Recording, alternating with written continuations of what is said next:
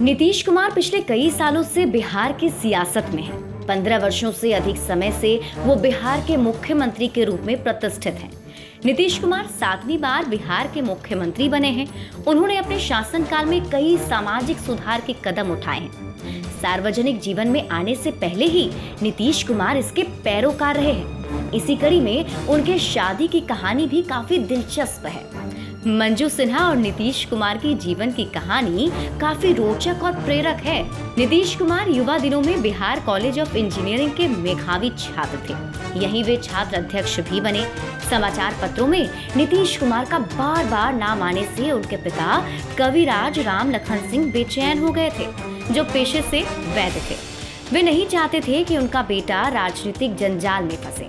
उनके पिता ने नीतीश कुमार को राजनीति से ध्यान हटाने के लिए एक तरकीब निकाली और उनका विवाह करने की बात सोची। उस वक्त मंजू सिन्हा पटना के ही महिला कॉलेज में पढ़ रही थी। एक इंजीनियर दामाद का रिश्ता पाकर मंजू सिन्हा के शिक्षक पिता कृष्णनंदन सिन्हा का खुशी का ठिकाना न रहा। नीतीश कुमार ने भी शादी के लिए विरोध नहीं किया और हामी भर दी। सब कुछ ठीक ठाक चल रहा था, लेकिन एक घटना से नीतीश कुमार आग बबूला हो गए।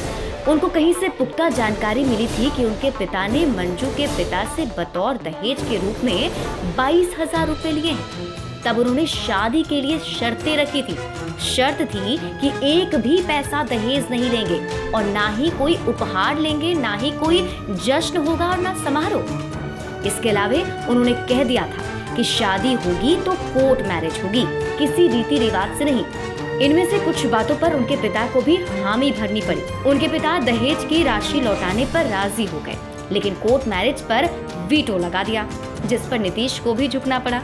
वे सामान्य शादी के लिए राजी हो गए। ना भोज भात हुआ, ना मंत्र पढ़े गए, सिर्फ वरमाला पहनाकर शादी हुई।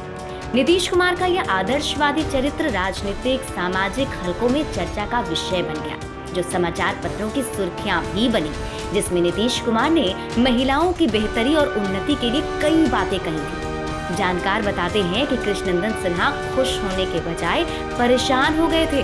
उन्होंने अपनी बेटी के लिए ऐसा दामाद सोचा था जो इंजीनियर बनने वाला था, सरकारी सेवक बनकर आराम की जिंदगी जीने वाला था। लेकिन नीतीश कुमार का झुकाव राजनीति के प्रति कम नहीं हुआ।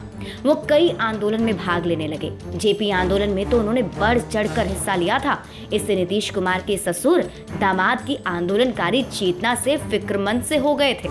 उनका मानना था कि जो आंदोलनकारी होगा उसका जीवन कठिनाइयों और अस्थिरता से भरा होगा। बहरहाल, आप देखते रहें बिहार इन शॉर्ट्स। हम ऐसे ही राजनीतिज्ञों से जुड़ी कई सारी दिलचस्प कहानियां लेकर आते रहेंगे। अगर आपने हमारे YouTube चैनल को अब तक सब्सक्राइब नहीं किया है तो सब्सक्राइब कर लीजिए।